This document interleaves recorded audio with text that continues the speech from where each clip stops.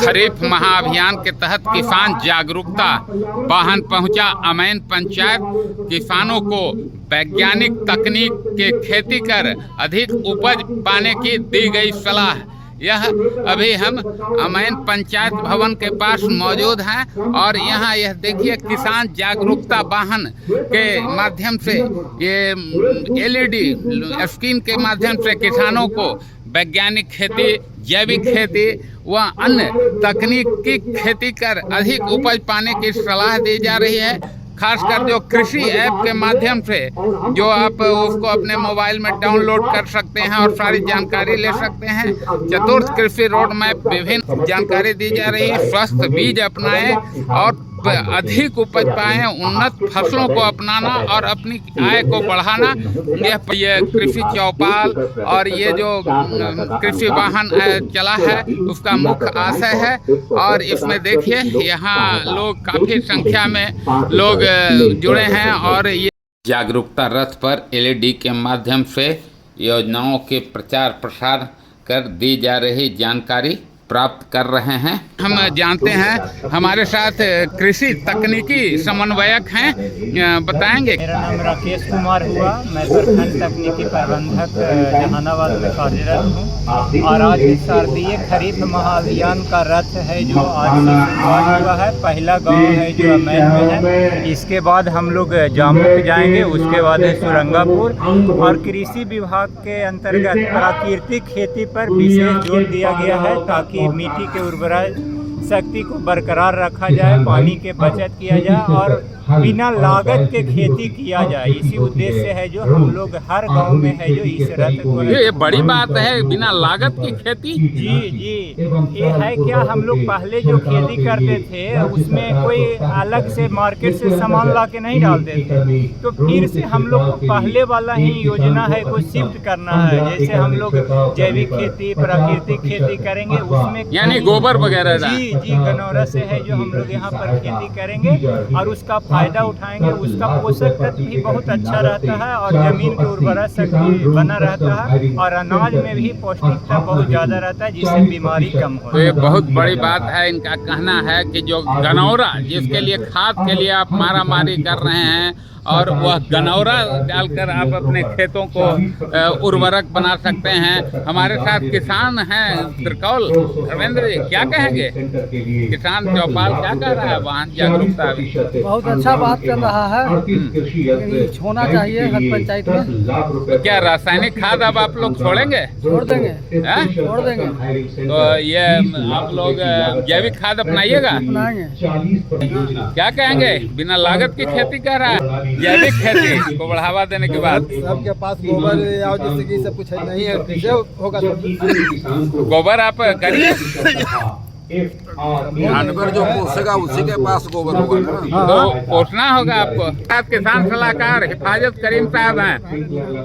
आज किसान चौपाल था जिसमें किसानों को ये बताया गया कि खेती में कम से कम यूरिया का उपयोग करें।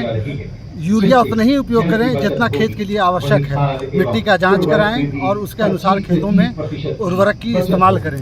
और जैविक खाद जैविक खाद का जो है प्राकृतिक खेती की तरफ जैविक उर्वरक का इस्तेमाल करें खेतों में, ताकि जनजीवन सब जो है सुरक्षित हो सके। इनका कहना है कि जैविक खाद इस्तेमाल कीजिए, इससे आपके अनाज की पौष्टिकता भी रहेगी, स्वस्थ रहेंगे और आपका खेत भी जो रासायनिक खेत से उर्वरा शक्ति कम रही है वह भी बरकरार रहेगी और अधिक उपज भी मिलेगा। जागरूकता रथ पर LED के स्क्रीन के माध्यम से सूबे के कृषि मंत्री विजय सिन्हा स्वयं कृषि योजनाओं के बारे में विस्तृत जानकारी दे रहे हैं। फसल अवशेष प्रबंधन, जैविक प्राकृतिक खेती को बढ़ावा, कृषि विशेषज्ञों द्वारा खरीफ फसलों के तकनीकी जानकारी, फसल विविधीकरण विशेष जानकारी, जलवायु अनुकूल कृषि से संबंधित तकनीकी जानकारी, कृषि से संबंधित प्रत्यक्ष क्लस्टर को बढ़ावा दिए जाने नवीनतम तकनीक की जानकारी, खरीफ मौसम में विभिन्न फसलों को लगने वाले रोग कोट कीट एवं व्याधि प्रबंधन के तकनीकी जानकारी, सूक्ष्म सिंचाई पद्धति, ड्रिप एवं स्प्रिंकलर से सिंचाई को बढ़ावा देने, समय पर फसलों की बुआई एवं बीजोपचार तकनीकी जानकारी, farmer registry, digital crop survey, कृषि विभाग द्वारा संचालित सभी योजनाओं की कृषि ऐप पर जानकारी मिल रही है। किसान इसका लाभ उठाकर अपनी फसल व उत्पादन को बढ़ावा दें।